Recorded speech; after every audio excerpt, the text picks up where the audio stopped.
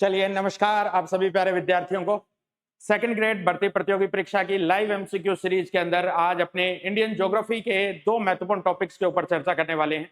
एक हमारा भारत के भौतिक प्रदेश और दूसरा भारत की जलवायु यानी कि क्लाइमेट से संबंधित पार्ट हमारा इसमें शामिल रहेगा। तो आप मुझे बताइए मेरे वॉइस आप तक सही पहुंच रही है? एक बार आप मुझे सूचित कर दें।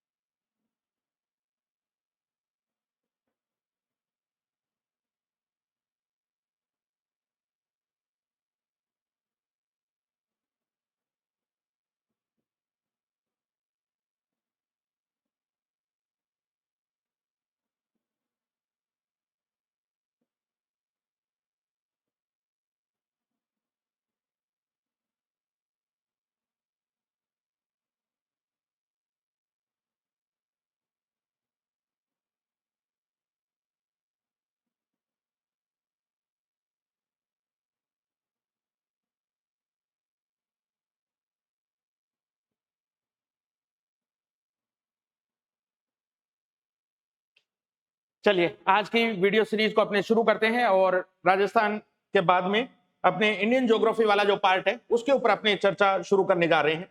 तो इसमें सबसे पहले अपने इंडियन ज्योग्राफी वाले पार्ट के क्वेश्चंस को सॉल्व करेंगे, जिसमें हमारा पहला जो टॉपिक है वो भारत के भौतिक प्रदेशों से संबंधित रहेगा। चलिए फर्स्ट क्वेश्चन हमारे सामने है। आपको कुछ एक कथन दिए गए हैं और उन कथनों का आपको मिलान करना है। फर्स्ट हमारा है कि कश्मीर घाटी हिमालय के कौन सी दो पर्वत श्रेणियों के बीच में स्थित है। सेकंड हमारे पास है कुल्लू घाटी, ये कौन सी दो पर्वत श्रेणियों के बीच में स्थित है। कांगड़ा घाटी किन दो के बीच में है और काठमांडू घाटी किन दो के बीच में। इनमें से आपको पहचान करना है कि इनमें से सही युग्म हमारे कितने हैं, सही युग्म हमारे कितने हैं, या कौन सा एक युग्म जो है वो इसके अंदर सही नहीं है। चलो छपने से रह गया है, आपको इसमें बताना है कौन सा एक युग्म है जो इसके अंदर सही नहीं प्रतीत हो रहा है आपको। ए, ब, स या द।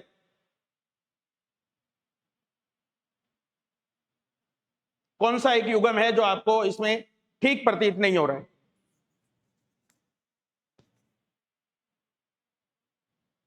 कोई बात नहीं, पुनः आ जाएगी। आप कोशिश कीजिए, यहीं से शुरुआत होती है चीजों की और अपने बेहतरीन तरीके से इसकी शुरुआत कर रहे हैं तो आप थोड़ा सा प्रयास करेंगे तो बिल्कुल आ जाएगी आपके समझ में।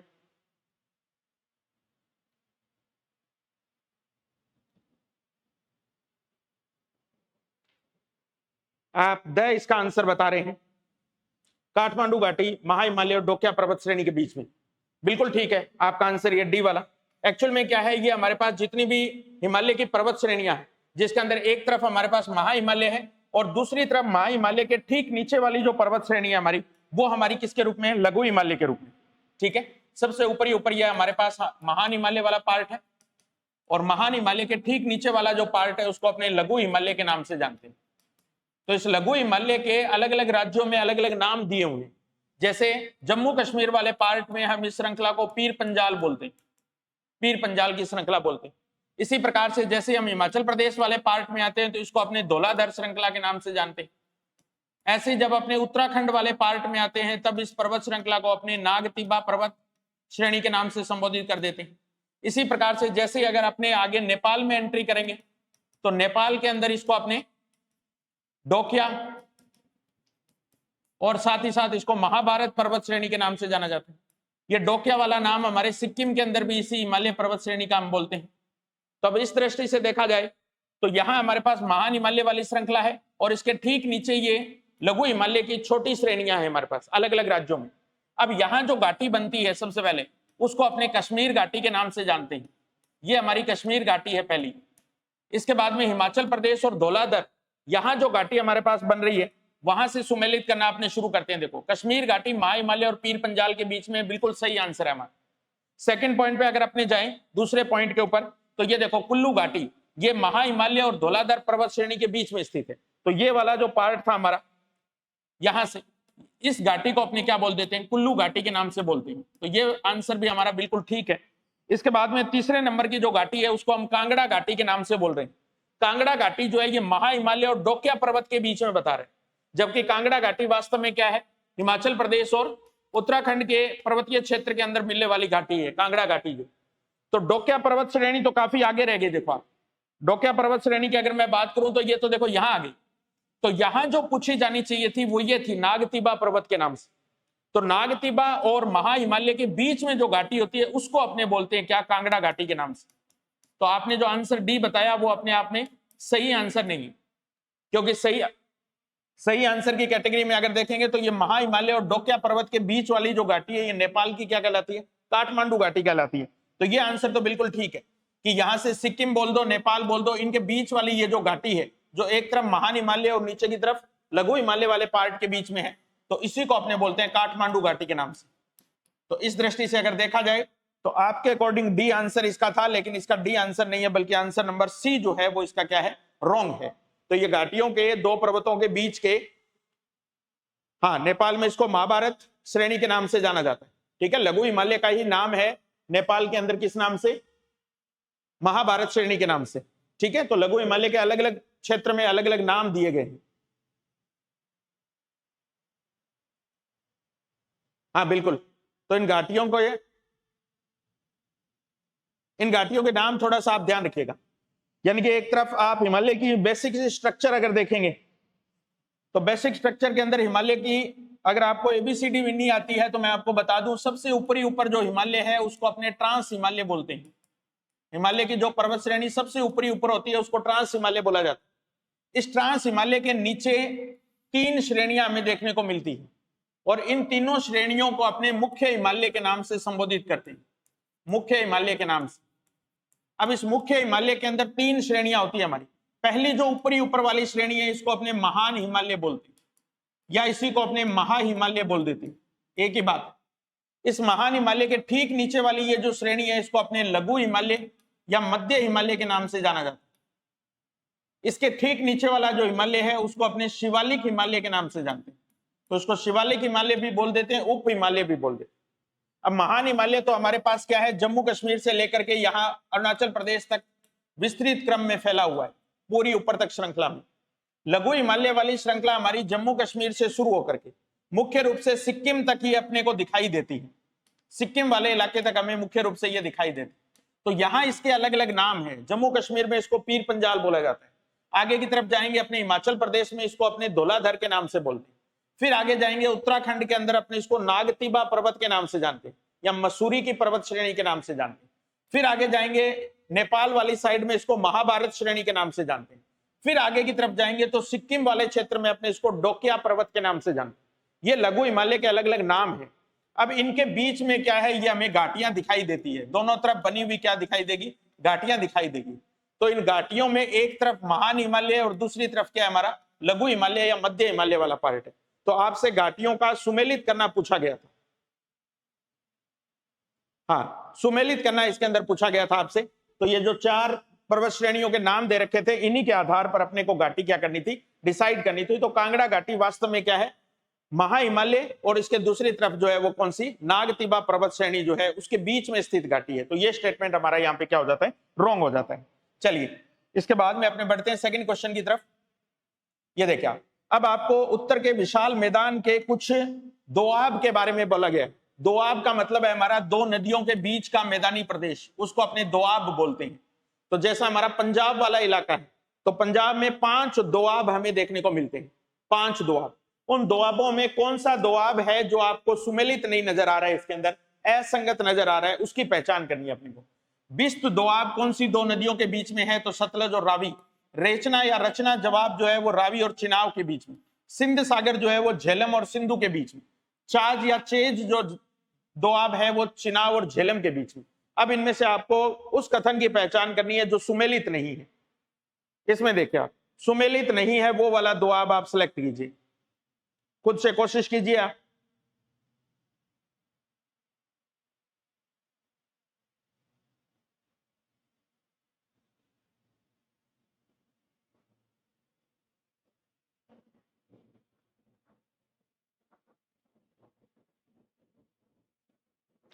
चलिए, तो ये दोआब अगर हम नदियों के क्रम के अकॉर्डिंग देखेंगे तो ये सबसे ऊपर जो हमारी नदी है वो सिंधु नदी के रूप में। सिंधु के ठीक नीचे जो नदी बह रही है उसको अपने झेलम नदी बोलते हैं। झेलम के ठीक नीचे वाली नदी जो है उसको चिनाब नदी बोलते हैं अपने। चिनाब के ठीक नीचे रावी, रावी के ठीक नीचे व्यास, और सबसे लास्ट में सबसे दक्षिण में बहने वाली नदी जो है वो कौन सी है? सतलज नदी। तो अब इन्हीं दोनों नदियों के बीच बीच वाला ये जो मैदानी प्रदेश है इसको अलग अलग नाम दिए गए हैं। तो इन नामों में आपको कौन सा नाम है जो सही प्रतीत नहीं हो रहा है? तो आपका आंसर निकल के आ रहा है ए।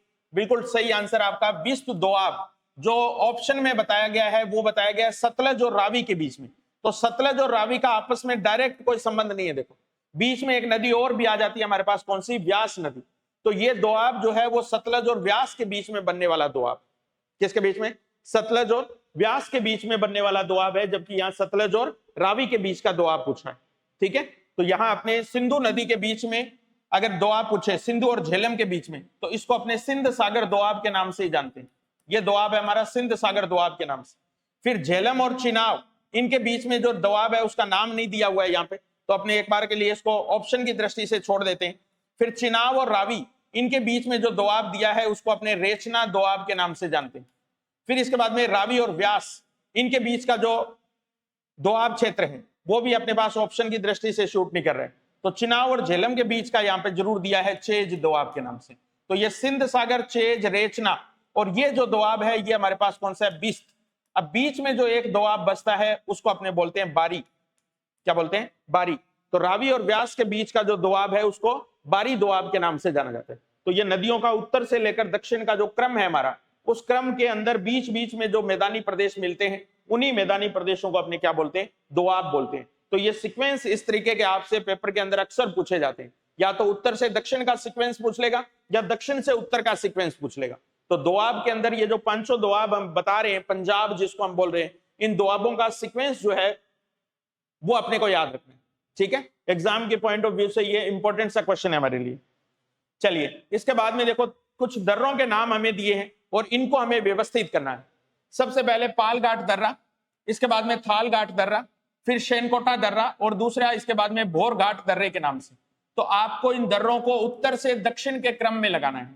आपकी जानकारी के लिए पहले बता दूं, ये दर्रे जो है ये भारत के प्रायद्वीपीय पठार वाला ये जो हमारा पश्चिमी घाट की पर्वत श्रृंखला है, इस पश्चिमी घाट की पर्वत श्रृंखला के अंदर ये दर्रे हैं, और ये दर्रे उत्तर से दक्षिण के क्रम में फैले हुए हैं। अब आपको बताना है कि इसके अंदर सही सीक्वेंस अपने को क्या नजर आ रहा है। इन चारों दर्रों का उत्तर से दक्षिण की तरफ आपको सीक्वेंस क्या नजर आ रहा है?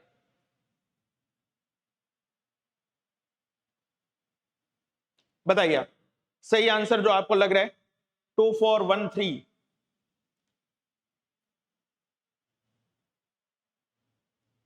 बी आंसर लगभग आप सभी बता रहे हैं इसके अंदर।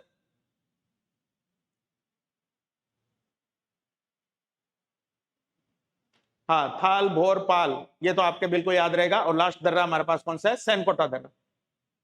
बिल्कुल यही सीक्वेंस हमारे पास रहेगा। सबसे ऊपर जो दर्रा यहाँ अपने महाराष्ट्र वाली साइड में है, उस दर्रे को अपने बोलते हैं थाल घाट दर्रे के नाम से। उसके ठीक नीचे वाला ये जो दर्रा है इसको अपने भोर घाट दर्रा बोलते हैं। फिर इसके आगे वाला जो दर्रा है उसको अपने पाल घाट दर्रा बोलते हैं, और सबसे लास्ट में जो फैला हुआ दर्रा जो है उसको अपने सैनकोटा दर्रा बोलते हैं। तो भारत का सबसे दक्षिणतम दर्रा जो माना जाता है उसको अपने क्या बोलते हैं? सैनकोटा दर्रे के नाम से बोलते हैं। तो इस दृष्टि से हमारा आंसर जो है वो क्या हो जाएगा? बै, दै, ए और से के रूप में। ठीक है, तो ये हमारा करेक्ट आंसर रह जाएगा। तो इनका भी सीक्वेंस अक्सर पेपर के अंदर पूछा जाता है। अभी एक क्वेश्चन हम आगे और बना लेंगे जिसमें ये दर्रे कौन से दो शहरों को आपस में जोड़ने का काम करते हैं। ये भी एग्जाम के पॉइंट ऑफ व्यू से एक इंपॉर्टेंट क्वेश्चन होता है। ठीक है, तो उसके अपने अभी जस्ट आगे बात कर लेंगे उसके बारे में। आगे बढ़ते हैं अपने। कौन सा एक कथन जो है वो आपको, हाँ, कितने ऐसे कथन हैं जो आपको इस चार ऑप्शन के संबंध में आपको सत्य प्रतीत हो रहे हैं? चारों ही सत्य प्रतीत हो रहे हैं, या तीन सत्य हैं, या दो सत्य हैं, या एक सत्य है? इसकी अपने को पहचान करनी है। देखो आप, ये भारत का सबसे नवीनतम भौतिक प्रदेश है, नंबर एक बात। सेकंड पॉइंट जो आपसे पूछा है वो है ये कि 7 राज्यों के 5.5 लाख वर्ग किलोमीटर में फैला हुआ प्रदेश है। तीसरा, इसको सिंधु, गंगा और ब्रह्मपुत्र का मैदान भी कहा जाता है। और चौथा, इसका निर्माण क्रिटेशियस युग के अंदर हुआ है। क्रिटेशियस युग के अंदर इसका निर्माण माना जाता है। हाँ, बताइए आप, इसके अंदर आपको कौन सा आंसर है जो आपको ठीक लग रहा है? कितने आंसर है जो आपको ठीक लग रहे हैं इसके अंदर? कितने आंसर्स हैं जो आपको इसमें सही प्रतीत हो रहे हैं? क्या चारों ही सही है या फिर कोई इनमें से एक दो ऐसे हैं जो असत्य लग रहे हैं आपको? उसकी पहचान करनी है अपने को। बी आंसर बता रहे हैं 3।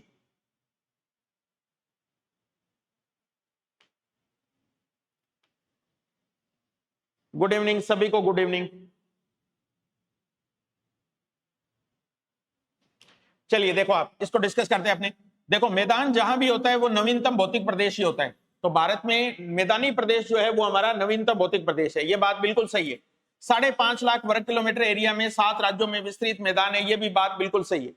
3 महत्वपूर्ण नदियों के द्वारा बनाया गया मैदान है, जो पाकिस्तान की तरफ सिंधु नदी के रूप में, अपने यहाँ गंगा और ब्रह्मपुत्र नदी के रूप में। क्योंकि सिंधु की सहायक नदियों का मैदान हमारे यहाँ है, इसीलिए अपने इसको सिंधु, गंगा और ब्रह्मपुत्र का मैदान बोल देते। एक्चुअली अपने इसको बोलेंगे तो भारत के संबंध में सतलज, गंगा और ब्रह्मपुत्र का मैदान बोल सकते हैं अपने इसको, ये मैदानी प्रदेश अपने बोल सकते हैं इसको। लेकिन ये भी सही है कि इसको सिंधु, गंगा और ब्रह्मपुत्र का मैदान भी बोलते हैं। लेकिन इस मैदानी प्रदेश की उत्पत्ति क्रिस्टेशियस काल में हुई है, ये हमारी रॉन्ग स्टेटमेंट है, ठीक है। क्योंकि क्रिस्टेशियस काल में हमारा दक्षिण का प्रायद्वीपीय पठार निर्मित हुआ है। ज्वालामुखी क्रिया के होने से बनने वाला जो भौतिक प्रदेश है भारत का, उसको अपने क्या बोलते हैं? प्रायद्वीपीय पठार बोलते हैं। तो प्रायद्वीपीय पठार का निर्माण जो है वो कौन सी युग में हुआ है? क्रिस्टेशियस युग में हुआ है। जबकि ये जो मैदानी प्रदेश है, इनका निर्माण जो है वो चतुर्थक काल के अंदर माना जाता है। चतुर्थक काल से इनका निर्माण शुरू हुआ था, और चतुर्थक काल में प्लीस्टोसीन जो काल है हमारा, प्लीस्टोसीन काल, उस प्लीस्टोसीन काल के अंदर इस मैदानी प्रदेश का निर्माण शुरू हुआ। तो राजस्थान का जो पूर्वी मैदानी प्रदेश है, चाहे भारत का उत्तर का विशाल मैदानी प्रदेश है, इनका निर्माण चतुर्थक काल के टाइम पीरियड में ही क्या हुआ है? शुरू हुआ है।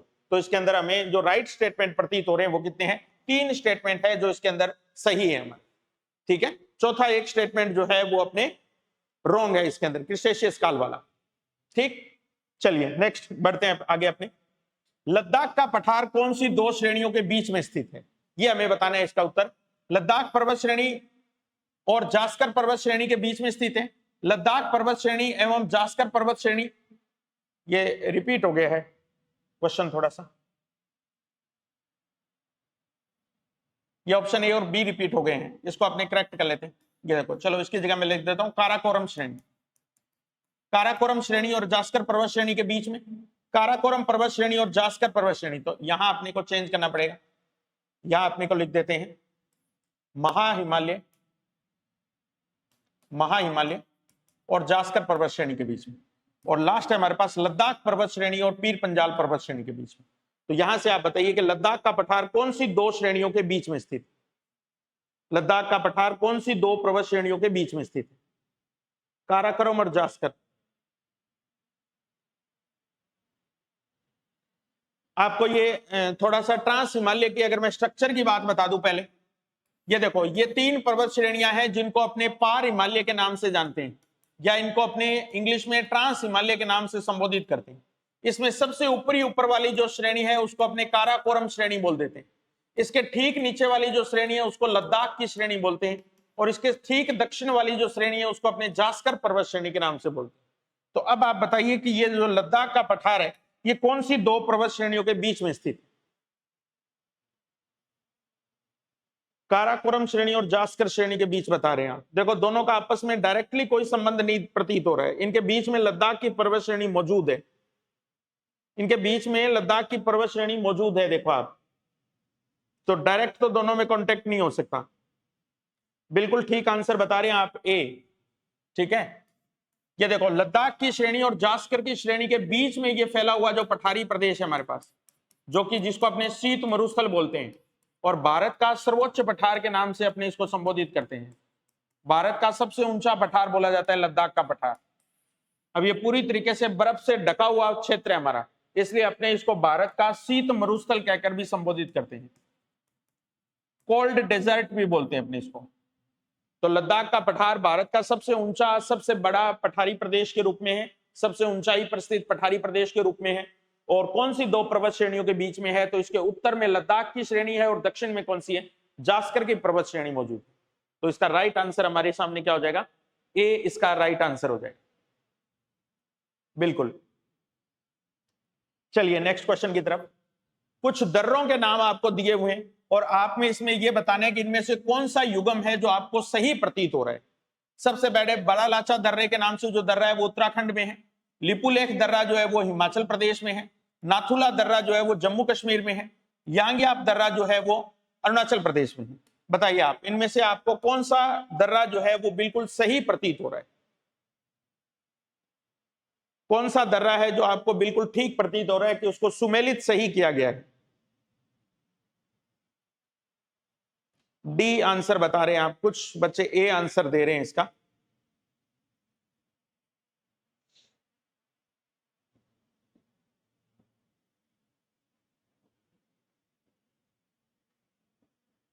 डी बिल्कुल ठीक आंसर है आपका, डी। यांग्याप दर्रा जो है इसी को सही सुमेलित किया गया है इसके अंदर, अरुणाचल प्रदेश। देखो नाथुला दर्रा जो है ये कौन से राज्य में स्थित है, तो इसकी अगर अपने बात करें तो ये सिक्किम राज्य का दर्रा है, नाथुला जो है, ठीक है। इसके बाद में लिपुलेख दर्रे की बात करें तो ये उत्तराखंड के दर्रा है, उत्तराखंड का दर्रा है लिपुलेख जो है, ठीक है। उत्तराखंड के दर्रों के नाम, सिक्किम के दर्रों के नाम आप याद रखना। इनमें हो सकता है ऑप्शन में आपको कोई दूसरा दर्रा दे दे, ये भी संभव है। तो उत्तराखंड के अन्य दर्रों की अगर मैं बात करूं तो दो दर्रे और महत्वपूर्ण उत्तराखंड में मिलते हैं हमें, माना दर्रा और नीति दर्रा। माना और नीति ये दोनों दर्रे भी उत्तराखंड के हैं, और लिपुलेख दर्रा जो है ये भी किसका है, उत्तराखंड का है, हिमाचल प्रदेश का नहीं है, तो ये है सुमेलित है। इसी प्रकार से सिक्किम के एक दर्रे का नाम नाथुला दर्रा है, तो एक दूसरा दर्रा और है जिसको अपने जेलेपा दर्रा के नाम से जानते हैं, जेलेपा दर्रा। तो नाथुला की जगह आपको ऑप्शन में जेलेपा दर्रा भी लिखा मिल सकता है। तो ये दोनों सिक्किम के दर्रे हैं, दोनों के दोनों। उत्तराखंड के तीन दर्रों के नाम बताओ तो आप लिपुलेख, माना और नीति, ये यहाँ के फेमस दर्रे हैं। इसके बाद में बड़ा लाचा दर्रा की अगर मैं बात करूं तो ये हिमाचल प्रदेश का दर्रा है हमारे पास। तो हिमाचल प्रदेश का रोहतांग दर्रा और हिमाचल प्रदेश का बड़ा लाचा दर्रा, और एक दर्रा और याद रख लेना, शिपकीला दर्रा। ये तीन महत्वपूर्ण दर्रे हैं, ये तीन महत्वपूर्ण दर्रे हैं जो हिमाचल प्रदेश के दर्रे माने जाते हैं। हाँ ठीक है, तो यांग्याप दर्रा जो है ये किसका है, अरुणाचल प्रदेश का दर्रा है, ठीक। तो यांग्याप दर्रा, और इसके साथ एक दो दर्रे और बता देता हूं आपको। बोमडिला दर्रा, बोमडिला दर्रा, एक दर्रा डिफ्रू दर्रा के नाम से, डिफ्रू दर्रा। ये सभी दर्रे जो हैं वो अरुणाचल प्रदेश के दर्रे। तो कुछ एक और दर्रों के नाम भी आप इसमें याद रखिए, बिल्कुल। हाँ हो सकता है, ये तो एक पैटर्न है क्वेश्चन का, एग्जामिनर हो सकता है आपसे दूसरे फोरम के अंदर ये क्वेश्चन पूछ ले, तब आपको थोड़ा सा ध्यान रखना है। हाँ बोमडिला और यांग्याप ये दोनों दर्रे जो हैं ये फेमस दर्रे हैं, कहाँ के, अरुणाचल प्रदेश के। एक यहाँ का दर्रा है कौन सा, डिफ्रू दर्रा के नाम से, वो भी अरुणाचल प्रदेश का दर्रा। चलिए नेक्स्ट क्वेश्चन की तरफ। तिब्बत के पठार के बारे में आपको कुछ कथन दिए गए हैं। यह विश्व का सबसे ऊंचा अंतः पर्वतीय पठार है। इसके दक्षिण में हिमालय पर्वत है और उत्तर में तियान शान पर्वत श्रेणी मौजूद है। आपको चुनाव करने के इसमें से कौन सा कथन आपको सही लग रहा है। केवल ए सही है, ब सही है, दोनों सही है, या दोनों ही सही नहीं है। आप आंसर बताइए इसका। तिब्बत के पठार के बारे में आपको बताना है कि विश्व का सबसे ऊंचा अंतः पर्वतीय पठार है।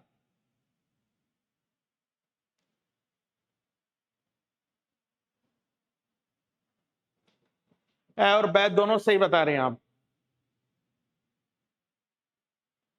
देखो आप, विश्व का सबसे ऊंचा अंतः पर्वतीय पठार जो है ये वास्तव में यही है, तिब्बत का पठार। ये स्टेटमेंट बिल्कुल सही है, लेकिन सेकंड वाला जो स्टेटमेंट है उसकी अगर मैं बात करूं तो इसके दक्षिण में हिमालय की पर्वत श्रेणी जरूर है, लेकिन उत्तर में चाइना की जो पर्वत श्रेणी जिनके बीच में यह पठार स्थित है, तिब्बत का पठार, तो वो चाइना की तियान शान पर्वत श्रेणी नहीं है, बल्कि इस पर्वत श्रेणी को अपने बोलते हैं कुनलुन पर्वत श्रेणी के नाम से, कुनलुन पर्वत श्रेणी।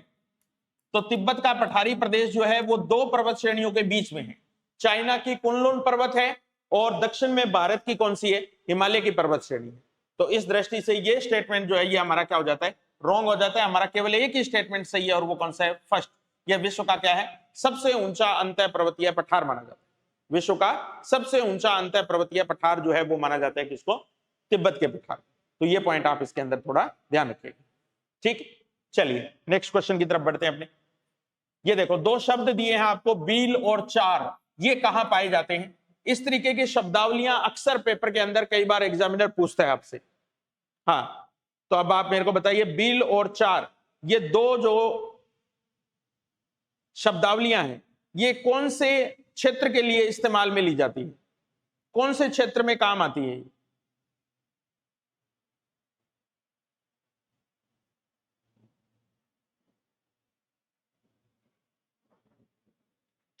बी आंसर बता रहे हैं आप, ऊपरी गंगा के मैदान के रूप में।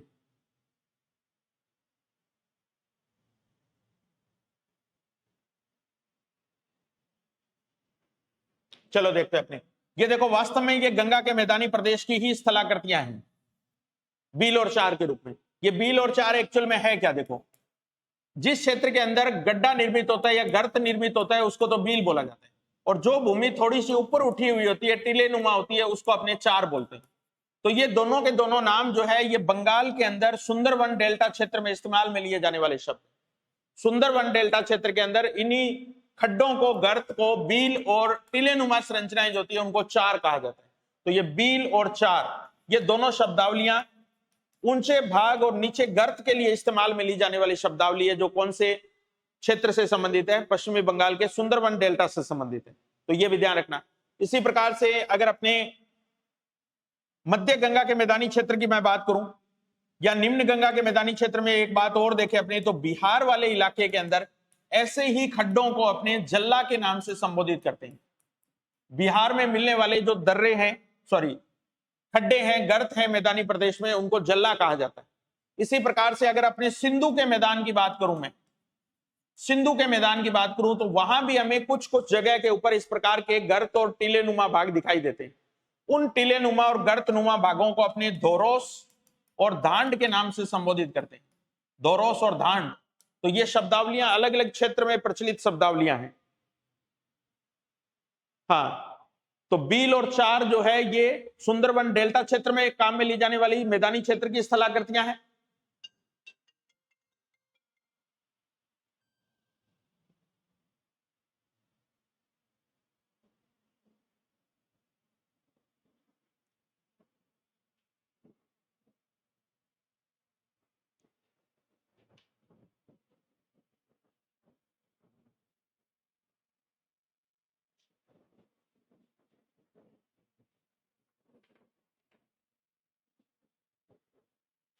ठीक है, ये शब्दावलियां भी आप थोड़ी सी याद रखिएगा, बिहार और, हाँ गुड इवनिंग सभी को, गुड इवनिंग।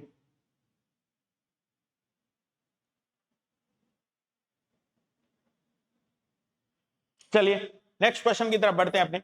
निम्नलिखित में से किस पठारी भाग को मलनाड के नाम से जाना जाता है? कर्नाटक पठारी क्षेत्र का पश्चिमी भाग, तेलंगाना का पठार, कर्नाटक पठार का पूर्वी भाग, या रायलसीमा का पठार?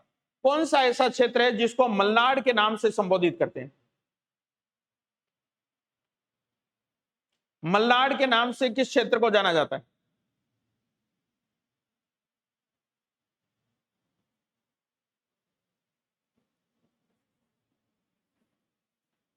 मलनाड क्षेत्र को किस नाम से जाना जाता है, बताइए आप। मलनाड नाम जो है वो कौन से क्षेत्र के लिए यूज में लिया जाता है? देखिए आप, ये प्रायद्वीपीय जो पठार है हमारा, उस प्रायद्वीपीय पठार के अलग अलग हिस्से जो हैं उनके लिए इस्तेमाल में ली जाने वाली शब्दावलियां हैं हमारी। तो कर्नाटक के पठार का जो पश्चिमी भाग है उसी भाग को अपने मलनाड क्षेत्र के नाम से जानते हैं। मलनाड, ये वहां की एक तरीके से, अगर कर्नाटक की साइड में बात करूं तो पश्चिमी घाट की पर्वत श्रृंखला भी यहाँ पे टच होती है, और दूसरी तरफ यहाँ कर्नाटक का पठार भी फैला हुआ है हमारे पास। तो जहां पर भी ये पश्चिमी घाट की पर्वतमाला और ये कर्नाटक का पठार ये आपस में एक दूसरे को टच करते हैं, उसी क्षेत्र को अपने मलनाड के नाम से संबोधित करते हैं।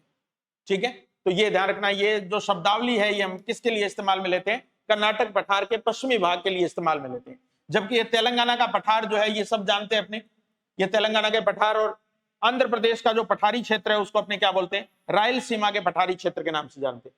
तो यहां हमारे ऑप्शन में कर्नाटक का पूर्वी भाग भी दे रखा है और पश्चिमी भाग भी दे रखा है। तो हमें याद रखना है कि कर्नाटक के पठार का जो पश्चिमी हिस्सा है, जो कि पश्चिमी घाट की पर्वत श्रृंखला के साथ टच होता है, उस वाले इलाके को अपने क्या बोलते हैं? मलनाड के नाम से संबोधित करते हैं। उस क्षेत्र को अपने क्या बोलते हैं? मलनाड क्षेत्र के नाम से बोलते हैं। ठीक है, तो ये शब्दावली भी ध्यान रखना। रायलसीमा का पठार अगर आपसे पूछ ले तो ये आंध्र प्रदेश का पठारी प्रदेश है। तो ये भी एक दो बार पेपर में पूछा गया क्वेश्चन है, ठीक है, कि रायलसीमा का पठार जो है वो कौन से राज्य के अंदर फैला हुआ, तो ये भी ध्यान रखिएगा। चलिए नेक्स्ट क्वेश्चन पे कुछ कथन दिए गए हैं, आपको इन पे विचार करना है और इनमें बताना है कि कौन सा कथन आपको राइट नजर आ रहा है। पहला देखिए, पश्चिमी तटीय मैदान उत्तर और दक्षिण में संकीर्ण और मध्य में चौड़ा है। ये देखो दोनों तरफ हमारे भारत में पश्चिमी तटवर्ती मैदान भी फैले हुए हैं और पूर्वी तटवर्ती मैदान भी फैले हुए। अब आपको पश्चिमी तटवर्ती क्षेत्र के बारे में बात बतानी है। पहला यह है कि यह मैदान उत्तर और दक्षिण में तो संकीर्ण है, उत्तर और दक्षिण में तो संकीर्ण बता रहे हैं, और मध्य के अंदर यह कह रहा है चौड़ा मैदान है। सेकंड स्टेटमेंट दे रहा है कि इस तटीय मैदान में बहने वाली नदियां डेल्टा नहीं बनाती है। तीसरा, मालाबार तट की विशेष स्थल आकृति को कयाल कहते हैं। पुनमादा नाम की एक कयाल है, वहां पर भारत की नेहरू ट्रॉफी के नाम से एक बड़ी ट्रॉफी आयोजित होती है, प्रतियोगिता आयोजित होती है, जिसको वलाम काली के नाम से जाना जाता है। तो बताइए आपको इसमें कितने स्टेटमेंट है जो ठीक प्रतीत हो रहे हैं, कितने स्टेटमेंट्स है जो इसमें आपको सही लग रहे हैं?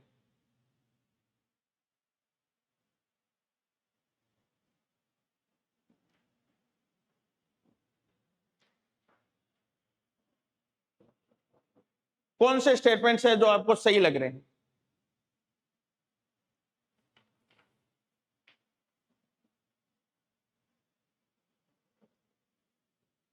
चलिए देखिए, आप पहले स्टेटमेंट से अगर मैं बात करूं तो पश्चिमी तटवर्ती मैदान जो है वो उत्तर में और दक्षिण में संकीर्ण है, ऐसा नहीं है। आपने को यह ध्यान रखना है कि पश्चिमी तटवर्ती मैदान जो है ये उत्तर की तरफ चौड़ा मैदानी प्रदेश है और दक्षिण की तरफ आने के साथ साथ ये संकीर्ण होता चला जाता है।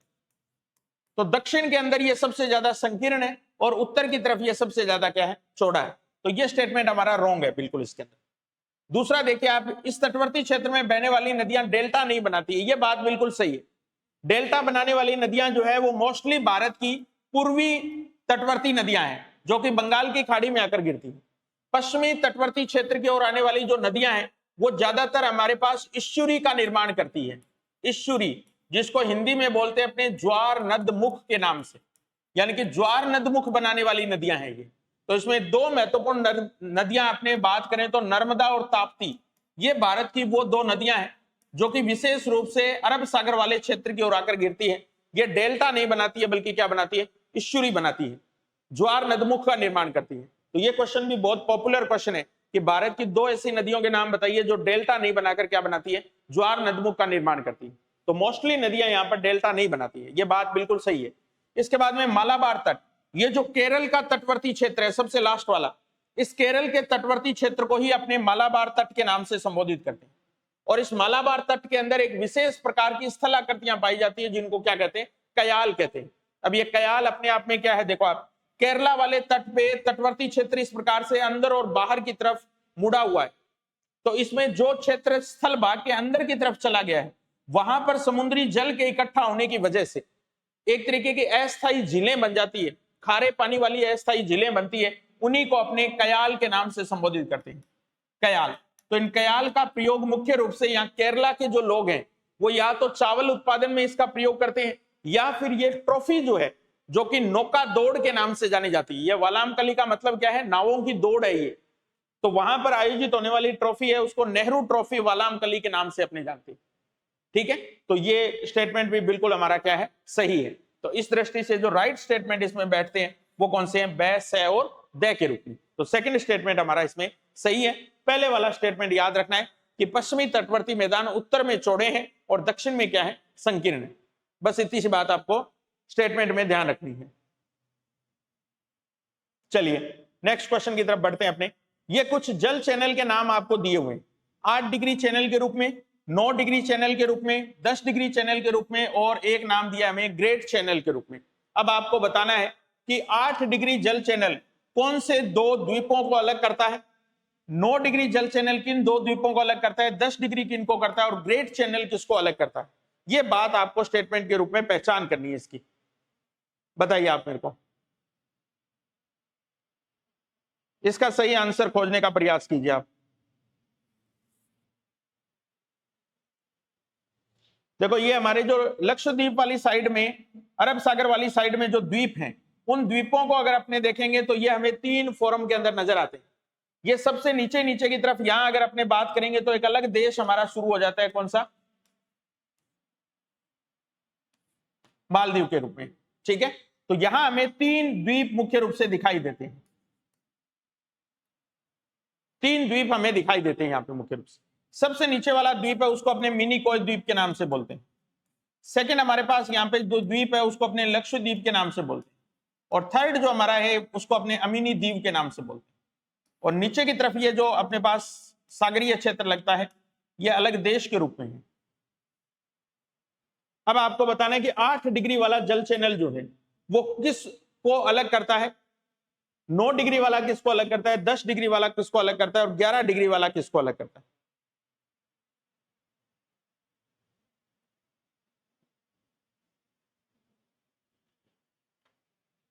इसके साथ साथ अपने ये भी देखना है कि यहां अपने बंगाल की खाड़ी में भी द्वीप समूह है हमारे, जिसमें अंडमान निकोबार द्वीप समूह जिनको अपने बोलते हैं।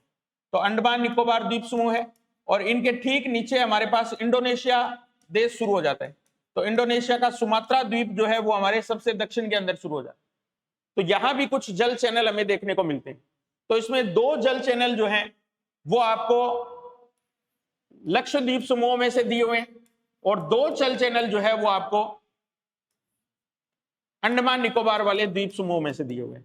अब आप पहचान करने की कोशिश करो इसमें। ये जल चैनल बहुत इंपॉर्टेंट है, ये पेपर के अंदर अक्सर पूछे जाते हैं, अक्सर पेपर के अंदर ये पूछे जाते हैं। बताइए आप मेरे को। 8 डिग्री जल चैनल मालदीव को मिनिकॉय से अलग करता है। बहुत ही बढ़िया, बिल्कुल सही आंसर है आपका। सबसे पहला इस मालदीव और मिनिकॉय को अलग करने वाला ये जो जल चैनल है ये हमारी 8 डिग्री अक्षांश रेखा को आधार बनाते हुए बनाया गया है, तो इसको अपने 8 डिग्री जल चैनल बोलते हैं। इसके बाद में ये मिनिकॉय और लक्षद्वीप को अलग करने वाला जो जल चैनल है वो हमारा कौन सा है, 10 डिग्री जल चैनल। तो अब आप देखिए मिनिकॉय और लक्षद्वीप को अलग करने वाला जो जल चैनल है उसको अपने क्या बोलेंगे, 9 डिग्री जल चैनल बोलेंगे। अब अपने को यहां भी ध्यान रखना है कि लक्षद्वीप और अमीनी द्वीप इन दोनों को अलग करने वाला जो जल चैनल है वो 10 डिग्री नहीं है, बल्कि कौन सा है, 11 डिग्री जल चैनल के नाम से अपने उसको जानते हैं। किसको, 11 डिग्री जल चैनल के नाम से। तो ये लगातार नहीं है, 8 सॉरी ये मैंने 10 गलत लिख दिया यहां पे, ये 9 डिग्री है। 8 डिग्री, 9 डिग्री और 11 डिग्री जल चैनल है ये, 8 डिग्री, 9 डिग्री और 11 डिग्री जल चैनल के रूप में। इसके बाद में देखो आप 10 डिग्री जल चैनल और ग्रेट चैनल, ये किसके बीच में है, तो यहां देखो अंडमान और निकोबार को आपस में अलग करने वाला जो जल चैनल है हमारा, उसी को अपने बोलते हैं 10 डिग्री जल चैनल के नाम से। तो अंडमान का यहां पर जो छोटा अंडमान वाला भाग है, लिटिल अंडमान वाला भाग है, उसको निकोबार के कौन से द्वीप से अलग करता है, तो कार निकोबार से अलग करता है। ये भी अपने को ध्यान रखना है। यानी कि लिटिल अंडमान का मतलब लघु, छोटा अंडमान या लघु अंडमान। तो लघु अंडमान को कार निकोबार से अलग करने वाला जो जल चैनल है उसको अपने क्या बोलते हैं, 10 डिग्री जल चैनल बोलते हैं। और सबसे लास्ट में हमारे पास बचता है कौन सा, ग्रेट चैनल। तो ग्रेट चैनल भारत का सबसे दक्षिणतम पॉइंट जो है, जिसको इंदिरा पॉइंट के नाम से जाना जाता है, जो इस कार निकोबार का सबसे नीचे वाला हिस्सा है हमारे पास, सॉरी निकोबार द्वीप समूह का सबसे नीचे वाला हिस्सा है, जिसको ग्रेट निकोबार बोलते हैं। क्या बोलते हैं, ग्रेट निकोबार। तो ग्रेट निकोबार का सबसे अंतिम पॉइंट, जो कि भारत का भी सबसे अंतिम पॉइंट माना जाता है, जो कि 6 डिग्री 45 मिनट अक्षांश पर स्थित है 4-5 मिनट पे, उसको ही अपने इंदिरा पॉइंट बोलते हैं। तो इंदिरा पॉइंट और इंडोनेशिया, इन दोनों को अलग करने वाला यहां पर जो जल चैनल है उसको अपने क्या बोलते हैं, ग्रेट चैनल के नाम से संबोधित करते हैं, ग्रेट चैनल के नाम से। ठीक है, हाँ, तो ये अपने को ध्यान रखना है इसके अंदर। बिल्कुल सही आंसर दे रहे हैं आप सभी, प्रमिला, अरुण, बहुत बढ़िया पार्टिसिपेशन आप लोगों का देखने को मिल रहा है मुझे। हाँ बिल्कुल, तो ये जल चैनल अक्सर पेपर के अंदर हमें कंफ्यूज करते हैं, तो यहां से प्रश्न बनने के चांस भी रहते हैं। तो ध्यान रखना, ये 8 डिग्री, 9 डिग्री, इसके बाद में 10 डिग्री नहीं है, सीधा कौन सा है, 11 डिग्री है। तो ये 3 जल चैनल तो हम बताएंगे लक्षद्वीप वाली साइड में।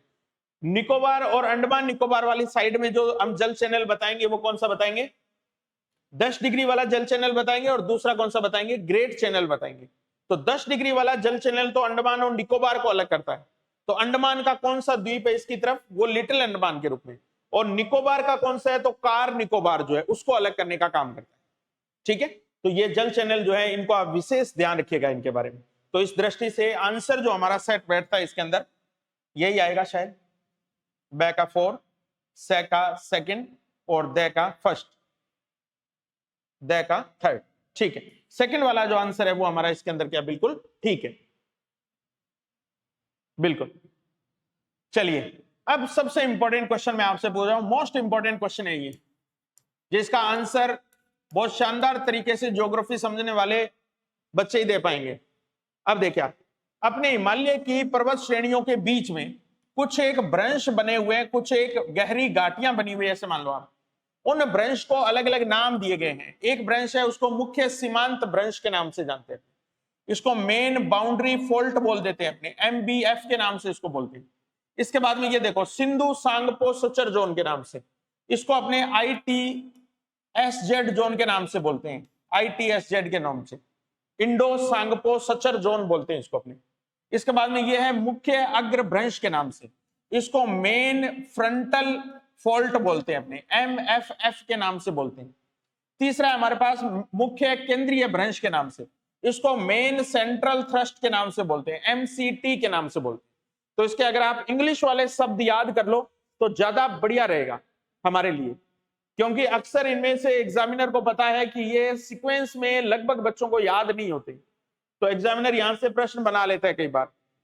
अब इसकी सीधी सीधी सी बात जो मैं आपको बता दूं वो ये है कि हमने अभी तक हिमालय की जो श्रेणियां पढ़ी थी उसमें ये हमने पढ़ा था ट्रांस हिमालय वाला पार्ट, ये ट्रांस हिमालय वाला पार्ट पढ़ा।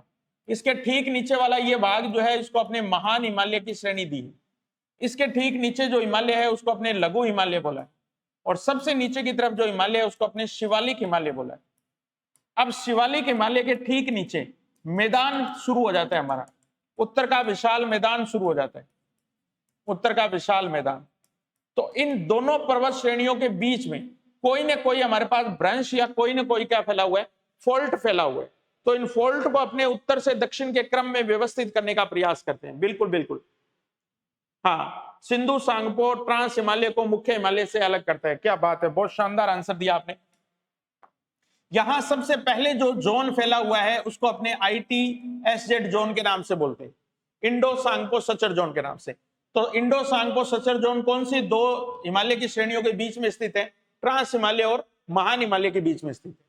इसके बाद महान हिमालय और लघु हिमालय को अलग करने वाला जो थ्रस्ट है हमारा, या जो फॉल्ट है, उसको अपने MCT के नाम से बोलते हैं, मेन सेंट्रल थ्रस्ट के नाम से बोलते हैं। उसके बाद में लघु हिमालय और शिवालिक हिमालय, इनको अलग करने वाला जो फॉल्ट है उसको अपने मेन बाउंड्री फॉल्ट के नाम से बोलते हैं, MBF के नाम से उसको संबोधित करते हैं। बिल्कुल। और सबसे लास्ट में ये जो शिवालिक और उत्तर के विशाल मैदान को अलग करता है, इसको अपने हिमालयन फ्रंटल फॉल्ट के नाम से भी बोल देते हैं। इसका एक नाम क्या है? हिमालयन फ्रंटल फॉल्ट, यानी कि हिमालय के अग्रभाग की तरफ मिलने वाला फॉल्ट है ये हमारा, जिसको क्या बोलते हैं? अपने HFF के नाम से बोल देते हैं। कई बार अपने इसको MFT के नाम से भी संबोधित कर देते हैं, MFT, मेन फ्रंटल थ्रस्ट के नाम से भी इसको बोल देते हैं। तो अब आप इनका सीक्वेंस एक अच्छे क्रम में याद रखना कि ये कौन से दो हिमालय की पर्वत श्रेणियों को आपस में अलग करते हैं। ये एग्जामिनर का सबसे फेवरेट क्वेश्चन होता है। अगर अच्छा प्रश्न उसको बनाना होता है तो इनमें से कोई एक नाम देके पूछ लेता है आपसे, जैसे MBF के नाम से ही पूछ लिया कि मेन बाउंड्री फॉल्ट हिमालय की कौन सी दो श्रेणियों को अलग करता है। मेन सेंट्रल थ्रस्ट, मुख्य केंद्रीय भ्रंश जो है, वो कौन सी दो श्रेणियों को अलग करता है। तो ये आपको इसी सीक्वेंस में थोड़ा सा याद रख लेना है इसको। इसके साथ साथ अगर आपको याद आ रहा हो तो मैंने राजस्थान में भी ऐसा ही एक फॉल्ट आपको बताया था, जो अरावली और विंध्याचल के बीच में फैला हुआ है। अरावली और विंध्याचल को अलग करने वाला फॉल्ट है यहाँ पे हमारा। उस फॉल्ट को हमने नाम दिया था ग्रेट बाउंड्री फॉल्ट का, GBF का नाम दिया था उसको हमने। हिंदी में बोले तो महान सीमा भ्रंश के नाम से बोला था हमने उसको। अब आपको ध्यान आ रहा होगा। तो यहाँ दो प्रश्न सीधे सीधे बनते हैं कि कौन सा एक फॉल्ट जो है वो हिमालय की श्रेणी में स्थित नहीं है। तो उसमें शॉर्ट में आपको MCT, MBF, MFT या HFF देके, और चौथा फॉर्म पूछ सकता है आपसे ग्रेट बाउंड्री फॉल्ट।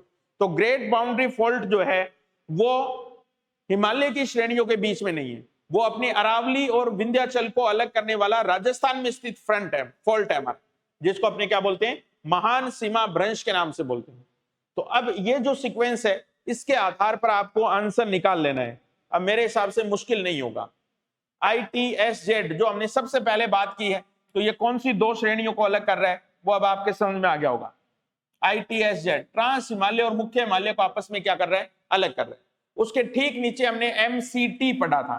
MCT का मतलब महान हिमालय और लघु हिमालय के बीच में स्थित है। तो ये देखो, महान हिमालय और लघु या मध्य हिमालय जिसको अपने बोल सकते हैं। उसके बाद में MCT के बाद में हमारे पास MBF आया था। पहले C आएगा फिर B आएगा, ऊपर C आएगा नीचे B आएगा। तो MBF किस किस के बीच में फैला हुआ है? तो मध्य हिमालय और शिवालिक हिमालय के बीच में फैला हुआ है। और लास्ट में हमने पढ़ा है MFF के नाम से या HFF के नाम से उसको बोलते हैं, अपने हिमालयन फ्रंटल फॉल्ट बोलते हैं। तो ये किस किस को अलग करता है? शिवालिक हिमालय और विशाल मैदान के बीच में अलग करने वाली खाई है ये हमारी। ठीक है, तो इसके अकॉर्डिंग अब आप आंसर देख लो, इसके अंदर कौन सा शूट करता है अपने को। हाँ, ये वाला जो आंसर है वो इसके अंदर हमारा क्या है? बिल्कुल ठीक है। ठीक है, तो इसका आंसर क्या बैठेगा? सी। तो ये बहुत ही इंपॉर्टेंट से क्वेश्चन है हमारे सारे के सारे। ठीक है, इनके बारे में विशेष ध्यान रखना। ऐसे चलते फिरते क्वेश्चन तो अपने आसानी से सही कर लेंगे, लेकिन स्टैंडर्ड के क्वेश्चन जब आपसे पूछे जाएंगे पेपर के अंदर, तो उनमें इसी प्रकार के प्रश्न आपसे पूछे जाएंगे। तो हमने जो दर्रे किए हैं, हमने जो ये फ्रंटल फॉल्ट किए हैं, इसी प्रकार से हमने दोआब के बारे में प्रश्न हल किया था। ये सारे एग्जामिनर के पॉइंट ऑफ व्यू से इंपॉर्टेंट क्वेश्चन है सारे के सारे हमारे।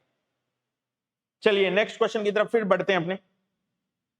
अब देखो, ये कुछ पर्वत श्रेणियों के नाम दिए हैं जो कि राज्यों में अलग अलग नामों से जानी जाती है। जैसे डोकिया पर्वत जो है, ब्लैक माउंटेन है, नागतिबा पर्वत श्रेणी है, धौलाधर है, पीर पंजाल है। ये सभी की सभी श्रेणियां लघु हिमालय की श्रेणियां मानी जाती है। लघु हिमालय के अलग अलग राज्यों के अंदर अलग अलग नाम मिलते हैं। अब आपको पहचान करनी है कि डोकिया पर्वत श्रेणी कौन से राज्य को के अंदर हमने पर्वत श्रेणी को बोला था। अब शायद मेरे हिसाब से आपके बिल्कुल याद होगा, आप आसानी से इसको ठीक कर लेंगे। बताओ, देखें एक बार, डोकिया पर्वत श्रेणी का नाम मैंने आपको कौन से राज्य के संबंध में बताया था अभी? हाँ, सिक्किम के संबंध में बताया था मैंने आपको। डोकिया श्रेणी जो है वो लघु हिमालय के कौन से राज्य में बोलेंगे? सिक्किम में बोलेंगे। ये एक नया शब्द आया है जो अब से पहले नहीं आया था। ब्लैक माउंटेन नाम लघु हिमालय का भूटान में है, ये याद रखना है आपको। भूटान के अंदर इसको ब्लैक माउंटेन के नाम से जाना जाता है। भारत के दो माउंटेन फेमस है, एक ब्लू माउंटेन, ठीक है, वो तो इंडिया के अंदर स्थित है, ब्लू माउंटेन, ठीक है, और ये कौन सा है? Black mountain. तो ब्लैक माउंटेन भारत में नहीं है, कहां है? भूटान के अंदर स्थित है। तो ब्लैक माउंटेन जो नाम है वो लघु हिमालय का कौन से देश में मिलता है? हमें भूटान में मिलता है। फिर देखो, नागतिबा श्रेणी, ये मैंने आपको बताया था अभी कि नागतिबा श्रेणी जो है वो किस में नाम है? लघु हिमालय का उत्तराखंड में नाम है। फिर मैंने बताया था धौलाधर, ये किस में नाम है? तो ये हिमाचल प्रदेश में लघु हिमालय को क्या बोला जाता है? धौलाधर के नाम से बोला जाता है। ध्यान रखना, एक धौलागिरी के नाम से अलग शब्द और आता है, उसका भी थोड़ा सा ब्यौरा ध्यान रखना। धौलागिरी एक पर्वत चोटी का नाम है। धौलागिरी एक क्या है? पर्वत चोटी का नाम है, जो कि नेपाल हिमालय की चोटी मानी जाती है, अपने देश की चोटी नहीं है। जबकि धौलाधर जो पर्वत श्रेणियां हैं हमारी, वो भारत का हिस्सा है, और भारत में कौन से राज्य का हिस्सा मानी जाती है? हिमाचल प्रदेश का। तो ये भी ध्यान रखना है अपनी। लास्ट पीर पंजाल के बारे में मैंने आपको बता ही दिया था कि पीर पंजाल श्रेणी जो है वो कौन से राज्य के है? जम्मू कश्मीर के। तो लघु हिमालय के अलग अलग राज्यों में अलग अलग जो नाम है, ये सीक्वेंस के हिसाब से भी आप याद रखना। हो सकता है एग्जामिनर आपसे ऐसे पूछ ले कि पश्चिम से पूर्व की तरफ लघु हिमालय की पर्वत श्रेणियों का सही अनुक्रम क्या है? तो उस कंडीशन में पहले हमारे पास डोकिया पर्वत आएगा, और डोकिया पर्वत के ठीक आगे हमारे पास क्या आएगा? ब्लैक माउंटेन आएगा। ये चीज ध्यान रखना आप। एग्जामिनर इनको आपस में इंटरचेंज कर सकता है। डोकिया यानी कि सिक्किम से पहले रख सकता है भूटान की पर्वत श्रेणियों को, जिनको अपने क्या नाम दिया है? ब्लैक माउंटेन का नाम दिया है। ठीक है, तो ब्लैक माउंटेन जो है ये भूटान में लघु हिमालय का नाम है, जबकि अपने भारत की जो लास्ट सीमा इसमें बनती है वो डोकिया पर्वत श्रेणी के रूप में बनती है, जो कि कौन से राज्य का हिस्सा है? सिक्किम का। तो ये आप याद रखना,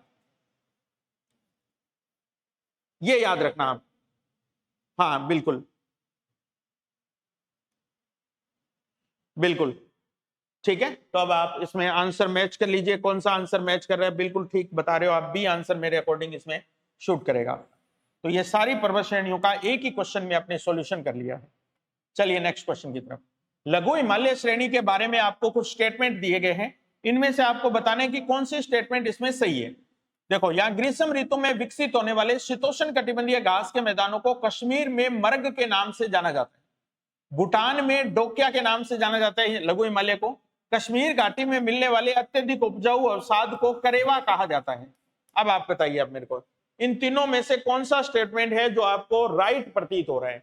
सत्य कथन की पहचान करनी है आपको। राधे राधे सभी को, राधे राधे, गुड इवनिंग सभी को।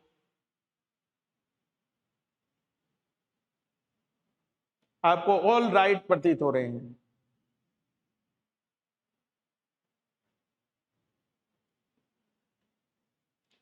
हाँ बिल्कुल, बहुत बढ़िया आंसर आप निकाल रहे हो। आपको 1 और 3 यही दो आंसर है जो अपने को इसमें राइट प्रतीत हो रहे हैं। अभी मैंने आपको बताया था भूटान में इस श्रेणी को डोक्या के नाम से नहीं जानते, लघु हिमालय को भूटान में ब्लैक माउंटेन के नाम से जाना जाता है, ठीक है, जबकि अपने सिक्किम वाले पार्ट में इसको डोक्या के नाम से जाना जाता है, ठीक है। तो ये स्टेटमेंट हमारा बिल्कुल रॉन्ग है। फिर ये चीज तो हमने देख ली है कि ग्रीष्म ऋतु में विकसित होने वाले शीतोष्ण कटिबंधीय घास के मैदानों को क्या बोलते हैं? अपने मर्ग के नाम से बोलते हैं, ठीक है। तो गुलमर्ग, सोनमर्ग वगैरह जितने भी ये नाम है जिनके पीछे मर्ग लगा है, ये किसके संबंध में लगा है? उष्ण कटिबंधीय घास के मैदानों के संबंध में लगा है। जबकि यही उष्ण कटिबंधीय घास के मैदान जब उत्तराखंड के पहाड़ी इलाकों में मिलते हैं, ऊपर वाले क्षेत्रों में मिलते हैं, तब अपने इनको बुग्याल या प्यार के नाम से संबोधित करते हैं। तो बुग्याल या प्यार क्या है? तो ये उत्तराखंड वाले क्षेत्र में मिलने वाले, ये तो जम्मू कश्मीर वाले क्षेत्र में मिलते हैं मर्ग, तो जबकि उत्तराखंड यानी कि ठीक नीचे वाले राज्यों में लघु हिमालय के ऊपर मिलने वाले जो मैदानी प्रदेश होते हैं, घास के मैदान होते हैं, उनको क्या कहा जाता है? बुग्याल के नाम से संबोधित किया जाता है। तो बुग्याल बोल दो या उनको क्या बोलते हैं? प्यार के नाम से संबोधित किया जाता है। तो ये दोनों ही शब्द अपने आप में इंपॉर्टेंट है। हाँ, गुलमर्ग, सोनमर्ग, बिल्कुल अरुण, बहुत बढ़िया आंसर। लास्ट में बात करने वाला था आपके साथ, कश्मीर घाटी में पाए जाने वाले जो उपजाऊ अवसाद होते हैं, अवसाद का मतलब होता है जो नदियों के द्वारा, हिमानी के द्वारा, झीलों के द्वारा इकट्ठे किए जाते हैं, मिट्टी के निक्षेप होते हैं। तो ये जो करेवा है ये विशेष रूप से चावल की कृषि के लिए, केसर की कृषि के लिए, ठीक है, इनके लिए बहुत फेमस है। तो ये उपजाऊ क्षेत्र होते हैं हमारे। तो इसके अंदर राइट स्टेटमेंट जो हमारे हैं वो ए और से के रूप में है। चलिए, ये कुछ पहाड़ियां इस तरीके की आपको दी हुई है और इनको आपस में सुमेलित करना है। लाइमा तोल के नाम से ये पहाड़ी कहां मिलती है? लुसाई, बराइल, पटकाई बूम, ठीक है, पटकाई बूम के नाम से। अब इन पहाड़ियों के अंदर ऐसी छोटी पहाड़ियां अक्सर पेपर में पूछी जाती है, अक्सर पेपर में अप्रोच होती है। तो आपको मैं बता दूं, ये पूर्वांचल जो हिमालय है हमारा, अरुणाचल प्रदेश वाला, ठीक है, नागालैंड, मणिपुर, मिजोरम, त्रिपुरा, असम, मेघालय, इन क्षेत्र में मिलने वाली जो पहाड़ियां हैं उनमें से कुछ एक के नाम है ये। हालांकि आगे हम बात करेंगे, असम और मेघालय की जो पहाड़ियां हैं ये हमारी पूर्वांचल हिमालय का भाग नहीं है, इनको पूर्वांचल हिमालय का भाग नहीं बोलेंगे हम, आगे बताऊंगा ये बात आपको मैं। लेकिन ये भारत की पूर्वोत्तर पहाड़ियां हैं, ये क्लियर है। तो अब आप मेरे को बताइए, लाइमातोल पहाड़ी जो है ये कौन से राज्य के अंदर है? तो बिल्कुल सही आंसर है इसका, मणिपुर की जो पहाड़ियां हैं उन्हीं को अपने लाइमातोल की पहाड़ियों के नाम से बोलते हैं। फिर ये मिजोरम की जो पहाड़ियां हैं इनको मिजो या लुसाई की पहाड़ियों के नाम से जाना जाता है, ये स्टेटमेंट भी बिल्कुल सही है। अब बचता है हमारे पास बराइल की पहाड़ियां, या जिनको कई बार बेरल की पहाड़ियां लिखकर संबोधित किया जाता है, बेरल। ये बेरल की पहाड़ियां त्रिपुरा में नहीं है बल्कि ये असम राज्य की पहाड़ियां हैं। त्रिपुरा की पहाड़ियों को तो अपने त्रिपुरा हिल्स के नाम से संबोधित करते हैं, त्रिपुरा हिल्स के नाम से संबोधित करते हैं उनको। बिल्कुल, राम राम सुनील जी, बहुत बहुत स्वागत, अभिनंदन आपका।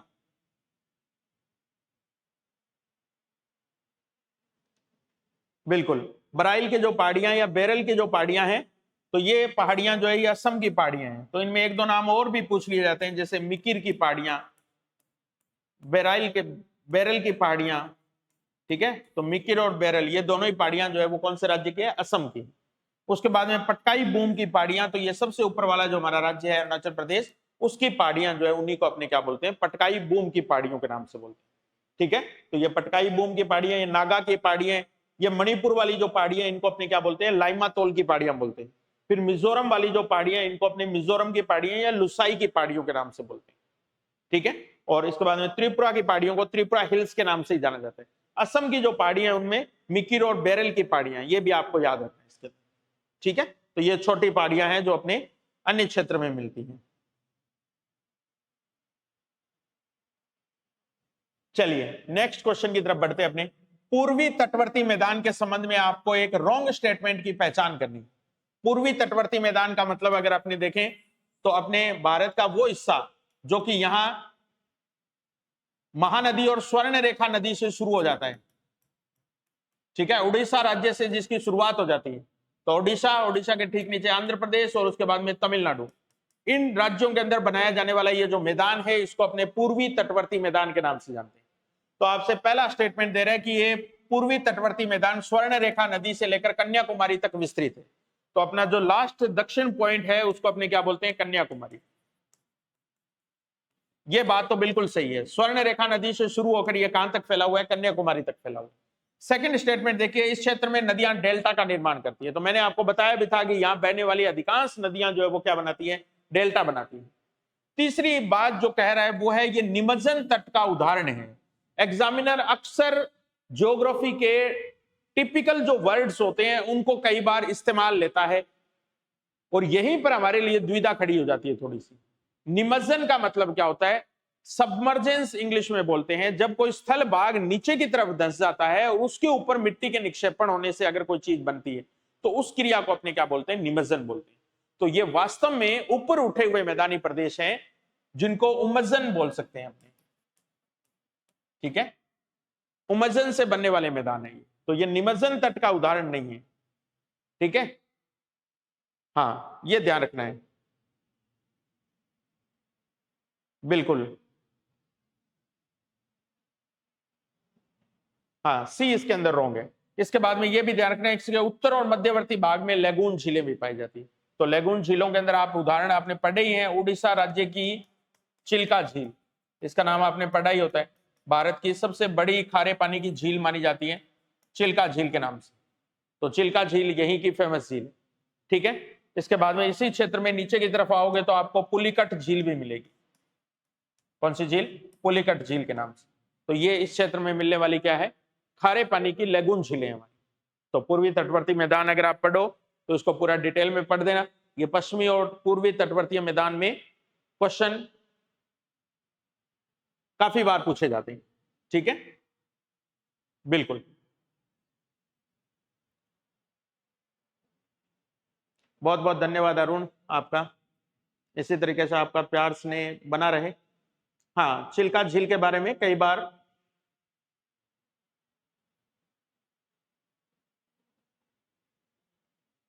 बिल्कुल।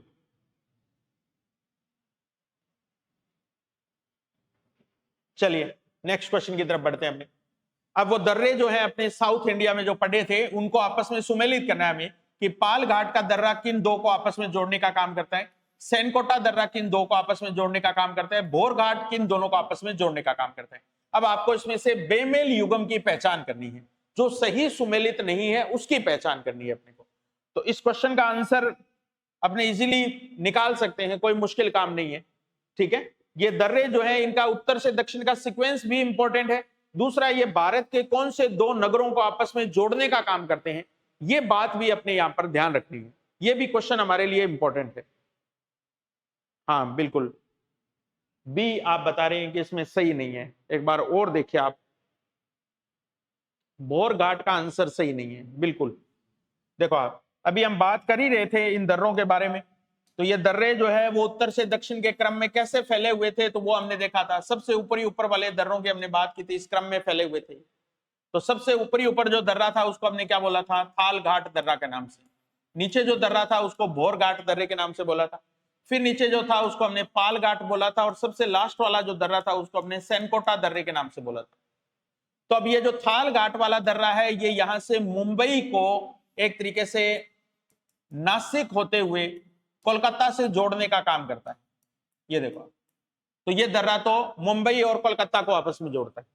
ये जो भोर घाट दर्रा है ये मुंबई को नीचे की तरफ अगर आपने आएंगे तो एक सिटी यहां पे आती है पुणे, तो मुंबई और पुणे को आपस में जोड़ने वाला दर्रा जो है वो कौन सा हमारा, भोर घाट दर्रे के नाम से। तो अब इनमें से ही अपने पास में स्टार्टिंग स्टेटमेंट्स है। भोर घाट देखिए, तो मुंबई से नासिक को नहीं जोड़ता है, मुंबई से नासिक को जोड़ने वाला दर्रा हमारे पास कौन सा है, थाल घाट दर्रा। जबकि मुंबई को पुणे से जोड़ने वाला जो दर्रा है वो हमारा कौन सा है, भोर घाट दर्रा। ठीक है, तो एक स्टेटमेंट तो हमारा यही रॉन्ग हो गया है। जो मुंबई से नासिक को जोड़ने वाला स्टेटमेंट दे रखा है ये तो हमारा बेमेल है ही है। इसके बाद में पाल घाट दर्रा, तो ये के एंड के को जोड़ने का काम करता है।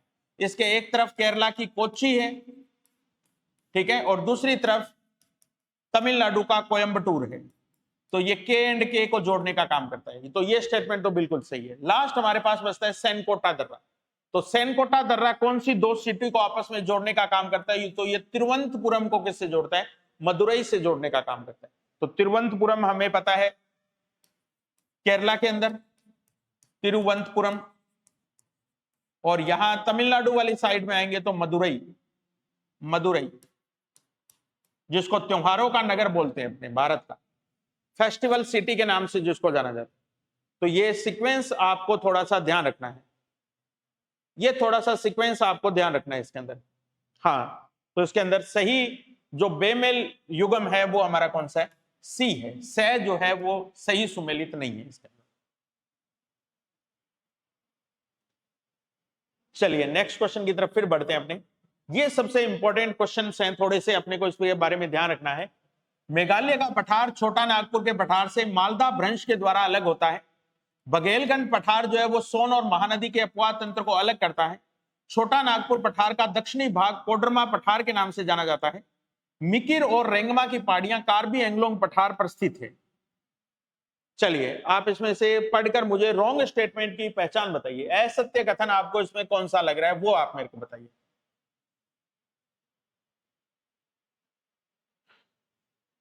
कौन सा लग रहा है आपको रॉन्ग स्टेटमेंट? कौन सा लग रहा है आपको इसमें? सी आपको इसमें रॉन्ग स्टेटमेंट लग रहा है।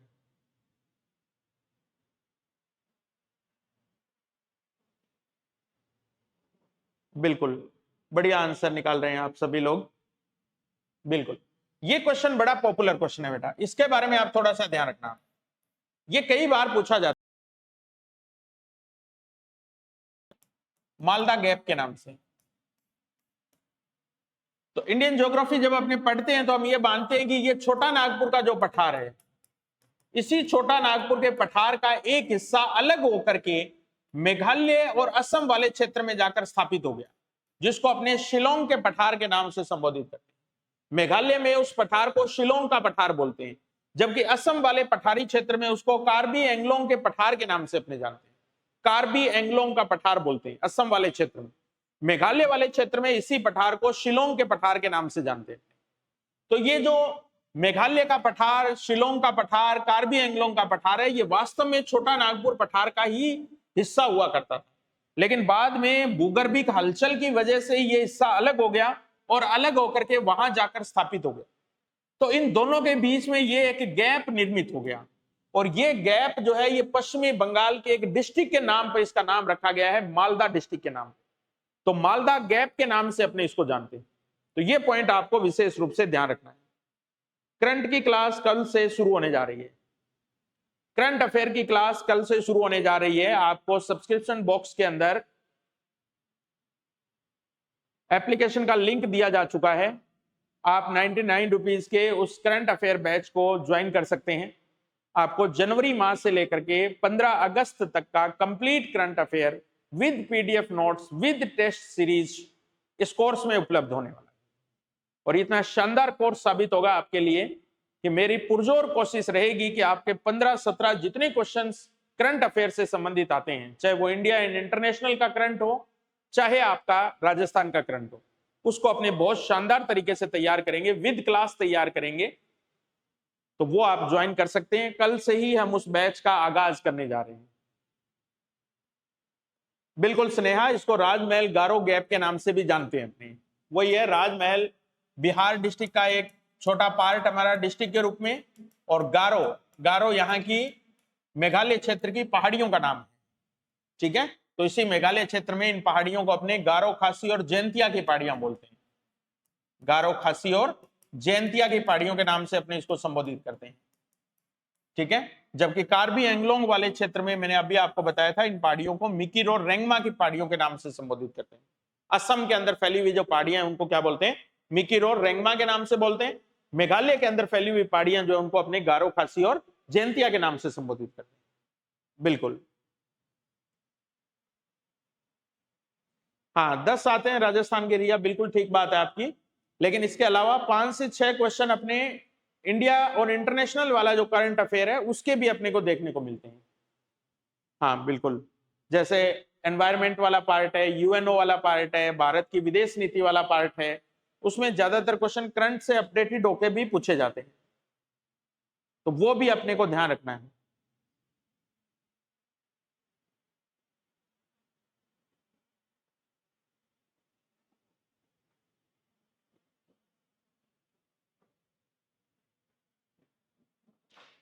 ठीक है, चलिए इसके बाद में हमें जो रॉन्ग स्टेटमेंट जो हमें देखना है वो ये है, छोटा नागपुर पठार का दक्षिणी भाग कोडरमा के पठार के नाम से जाना जाता है।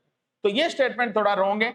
उत्तरी भाग जो है इसका, उसी को अपने क्या बोलते हैं, कोडरमा के पठार के नाम से संबोधित करते हैं। ठीक है, तो ये स्टेटमेंट जो है ये हमारा क्या है, इसके अंदर रॉन्ग स्टेटमेंट है, तो इसके बारे में ध्यान रखिएगा। चलिए नेक्स्ट क्वेश्चन की तरफ बढ़ते हैं अपने। कुछ पहाड़ियां दी गई है आपको और इनको दक्षिण से उत्तर की दिशा में आपको व्यवस्थित करना है। ये छोटी छोटी पहाड़ियां हैं जिनके नाम अक्सर पेपर के अंदर या तो राज्य देकर पूछ लिया जाता है, या इस प्रकार का क्वेश्चन कि इनका सीक्वेंस उत्तर से दक्षिण या दक्षिण से उत्तर की तरफ पूछा जाता है। तो ये जो पहाड़ियां हैं हमारी, ये भारत के प्रायद्वीपीय पठार का जो सबसे दक्षिण वाला हिस्सा है उसकी मुख्य पहाड़ियां हैं। तो इनको आपको दक्षिण से उत्तर के क्रम में व्यवस्थित करना है। 4 पहाड़ियों के नाम देखो आप, नल्लाम कला की पहाड़ियां, अन्नामलाई की पहाड़ियां, कार्डामम की पहाड़ियां और शेवरोई की पहाड़ियां। अब बताइए आप इनमें सबसे दक्षिणी पहाड़ियां आपको कौन सी प्रतीत हो रही है? सबसे दक्षिणी दक्षिण की पहाड़ियों को हम क्या बोलते हैं?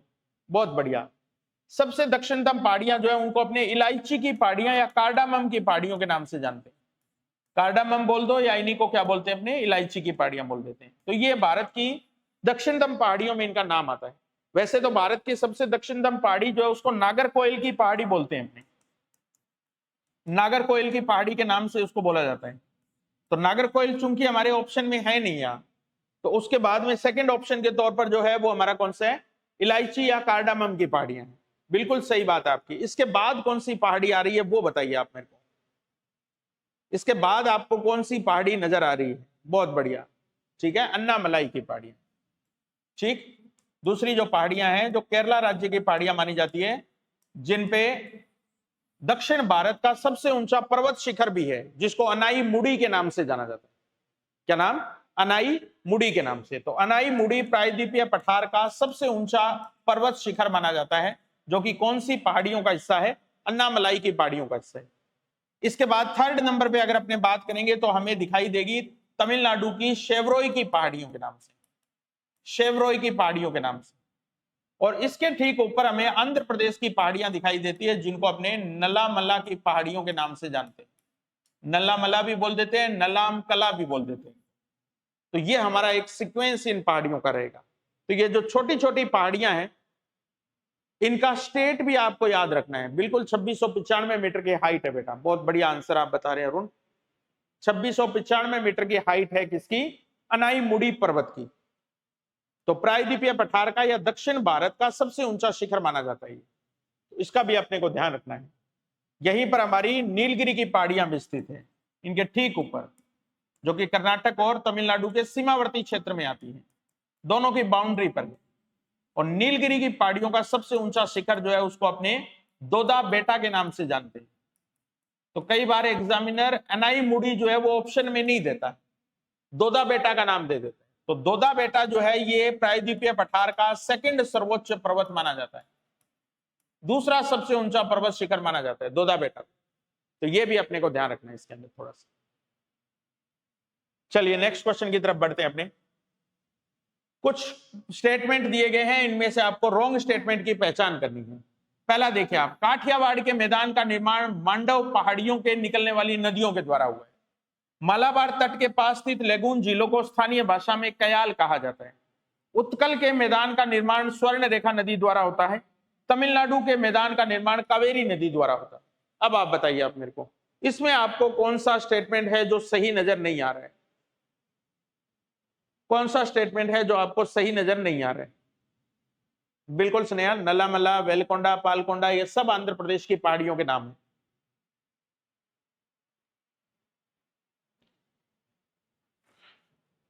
ए आप इसका आंसर बता रहे हैं। एक बार आप देखिए क्वेश्चन को दोबारा से थोड़ा सा रिव्यू कीजिए, इसको रिव्यू कीजिए थोड़ा सा आप।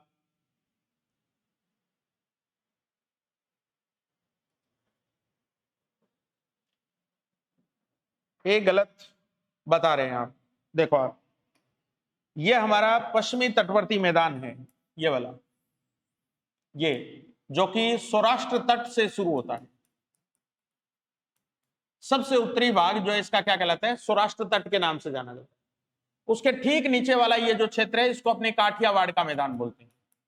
ये गुजरात का ही मैदानी प्रदेश है। तो इस काठियावाड़ वाले मैदानी प्रदेश की तरफ मांडव की पहाड़ियां स्थित है, और उन्हीं पहाड़ियों से निकलने वाली नदियां जो है, छोटी छोटी नदियां जो है, उनके द्वारा काठियावाड़ का मैदान बनाया जाता है। यह स्टेटमेंट बिल्कुल सही है। हाँ, इसके बाद में कोंकण तट जिसको अपने बोलते हैं, इसके बाद कन्नड़ तट के नाम से बोलते हैं अपने, और सबसे लास्ट वाला तटवर्ती क्षेत्र जो है उसको अपने क्या बोलते हैं, मलाबार तट के नाम से बोलते हैं। तो ये इनका एक सीक्वेंस है, ये भी आपको याद रखना है। बिल्कुल, तो ये काठियावाड़ का मैदान बिल्कुल मांडव की पहाड़ियों से निकलने वाली नदियों द्वारा इसका निर्माण होता है, सही स्टेटमेंट है। मालाबार तट के पास मिलने वाली स्थलाकृतियां अभी हमने डिस्कस की थी, उनको कयाल कहा जाता है। उत्कल के मैदान का निर्माण स्वर्ण रेखा नदी करती है। देखो आप, उत्कल का मैदान ये सबसे ऊपर वाला मैदान है, और इस उत्कल के मैदान का निर्माण उड़ीसा की महानदी के द्वारा किया जाता है। ये पॉइंट अपने को याद रखना। स्वर्ण रेखा नदी इसकी उत्तरी सीमा जरूर बनाती है, वहां से पूर्वी तटवर्ती मैदान शुरू होते हैं, लेकिन जो उत्कल का मैदान है जिसको अपने उड़ीसा के मैदान के नाम से जानते हैं, वो मैदान महानदी के द्वारा निर्मित किया जाता है। तो ये आपको ध्यान रखना है कि इसके अंदर जो ऑप्शन नंबर सी जो है वो हमारा इनकरेक्ट है, सही नहीं है।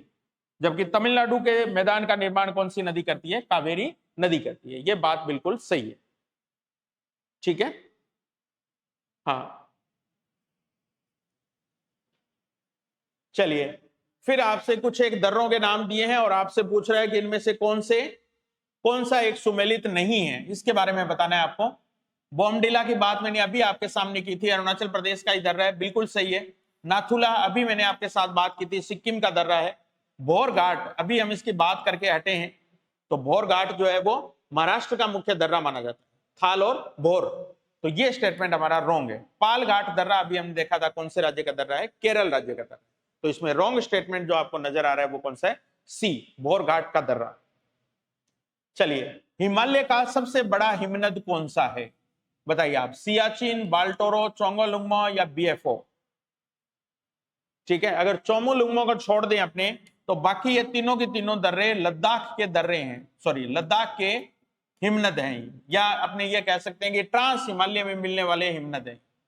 ट्रांस हिमालय के अंदर, ट्रांस हिमालय में, तो ट्रांस हिमालय में सबसे ऊपरी श्रेणी जो है वो काराकोरम के नाम से जानी जाती है। तो इसी काराकोरम पर्वत श्रेणी के महत्वपूर्ण हिमनद माने जाते हैं, ग्लेशियर माने जाते हैं। तो इनमें सबसे बड़ा ग्लेशियर हमारा कौन सा है, बिल्कुल, बहुत बढ़िया, सियाचिन ग्लेशियर जो है वो हिमालय का सबसे बड़ा और सबसे लंबा ग्लेशियर माना जाता है। और सियाचिन जो है वो वास्तव में भारत की सबसे ऊंची युद्ध भूमि के रूप में भी जाना जाता है, ठीक है। बिल्कुल, काराकोरम श्रेणी को अपने एशिया का मेरुदंड कहकर भी संबोधित करते हैं। बहुत बढ़िया विजय लक्ष्मी, आपने एक नया पॉइंट इसमें ऐड किया। हाँ बिल्कुल,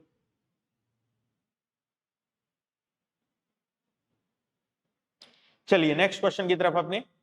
ये देखो आप, दंडकारण्य क्षेत्र किस राज्य के अंदर स्थित है, ओडिशा में, छत्तीसगढ़ में, आंध्र प्रदेश में, बताइए, या उपरोक्त सभी में। दंडकारण्य क्षेत्र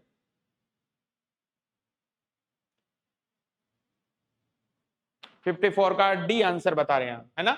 ये प्रायद्वीपीय पठारी क्षेत्र का ही हिस्सा है हमारा। दंडकारण्य का क्षेत्र जो है पठारी प्रदेश है, ये भी हमारा एक, जिसको दंडकारण्य का पठार अपने संबोधित करते हैं। तो इस दंडकारण्य के पठार का मुख्य विस्तार जो है वो हमें ओडिशा में, छत्तीसगढ़ में और आंध्र प्रदेश, तीनों राज्यों में दिखाई देता है। तो इसका राइट आंसर जो है वो हमारा क्या होगा, डी होगा। बिल्कुल, आल इसका सही आंसर था। ये देखिए आप, भारत का प्रादेशिक जल क्षेत्र की सीमा क्या है, प्रादेशिक जल क्षेत्र सीमा जो है उसका विस्तार कहां से कहां तक है? तट से 3 समुद्री मील तक है, तट से 6 समुद्री मील तक है, तट से 12 समुद्री मील तक है, या तट से 24 समुद्री मील तक का क्षेत्र है? कौन सा क्षेत्र जो है वो अपना प्रादेशिक जल क्षेत्र सीमा के नाम से जाना जाता है? हाँ, नॉटिकल मील, ये हमारी समुद्री दूरी को नापने की इकाई है। समुद्री मील बोल दो या इसको अपने नॉटिकल मील बोल देते हैं। बिल्कुल, बहुत बढ़िया। एक नॉटिकल मील में 1.08 किलोमीटर होते हैं। बहुत ही शानदार नॉलेज है आपका। हाँ, बिल्कुल ठीक आंसर है आपका।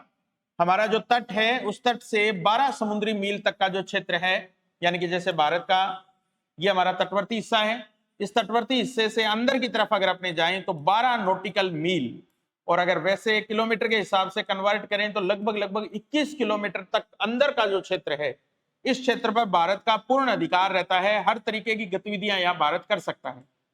तो इसी क्षेत्र को अपने क्या बोलते हैं? प्रादेशिक जल क्षेत्र की संज्ञा देते हैं। प्रादेशिक जल क्षेत्र की संज्ञा देते हैं। इसके आगे वाला जो क्षेत्र होता है, जो 12 नॉटिकल मील और आगे फैला हुआ होता है, इस अलग वाले जो क्षेत्र होता है इसको अपने संलग्न मंडल या संलग्न क्षेत्र के नाम से बोलते हैं। कॉन्टिन्यूअस एरिया बोल सकते हैं या जोन बोल सकते हैं अपने इसको। और इससे आगे यानी कि तट से लेकर के 200 नॉटिकल मील तक का ये जो क्षेत्र होता है, इसको EEZ क्षेत्र के नाम से बोलते हैं। एक्सक्लूसिव इकोनॉमी जोन बोलते हैं इसको, अनन्य आर्थिक क्षेत्र के नाम से इसको बोलते हैं। तो ये 3 अलग अलग कैटेगरी बनी हुई है हमारी दूरी के अकॉर्डिंग।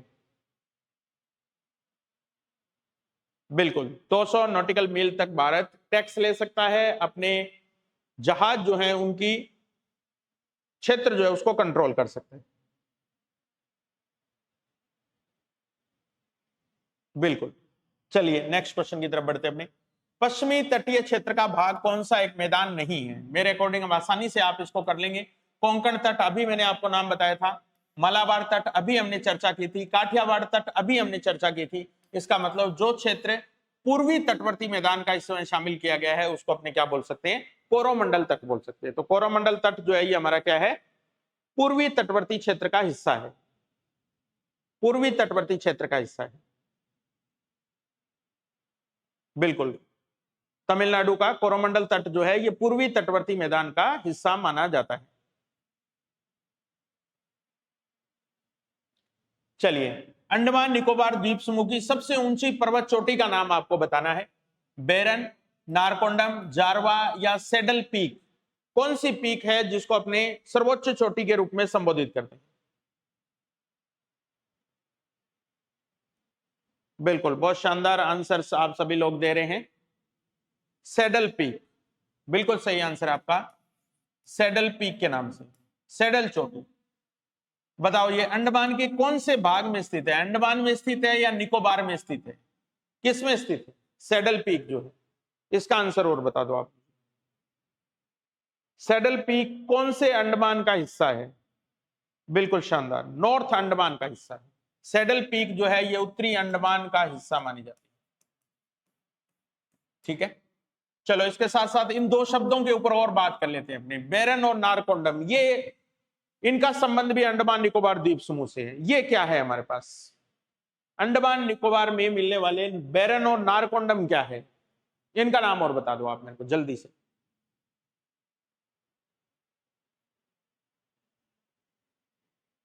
बेरन द्वीप है, बिल्कुल, ये वोल्केनो का उदाहरण है, ये ज्वालामुखी का उदाहरण है। ये दोनों के दोनों अपने आप में क्या है? ज्वालामुखी है। फर्क बस इतना ही है कि बेरन अपने आप में सक्रिय ज्वालामुखी है, नारकोंडम अपने आप में प्रसुप्त ज्वालामुखी मानी जाती है। ठीक है, बेरन सक्रिय ज्वालामुखी का उदाहरण है और नारकोंडम प्रसुप्त ज्वालामुखी का उदाहरण है। जारवा की बात करूं तो ये यहां पर मिलने वाली एक जनजाति है, जनजाति का नाम जारवा। ठीक है, बिल्कुल, नारकोंडम शांत ज्वालामुखी है, प्रसुप्त या सोई हुई ज्वालामुखी है, और बेरन सक्रिय ज्वालामुखी में माना जाता है। चलो, अभी हमने कुल्लू घाटी जिन पर्वत श्रेणियों के बीच में स्थित है उसके नाम बताने आपको। धौलाधर पीर पंजाल के बीच में, धौलाधर नागतीबा के बीच में, लद्दाख और पीर पंजाल के बीच में या मध्य हिमालय और शिवालिक के बीच में? बताइए आप। कुल्लू घाटी जो है ये किन पर्वत श्रेणियों के बीच में स्थित है? इसके दोनों तरफ कौन सी पर्वत श्रेणियां शामिल रहती हैं?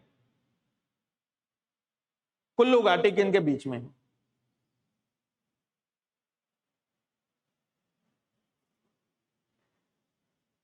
कुछ आंसर ए बता रहे हैं, कुछ आंसर बी बता रहे हैं इसका।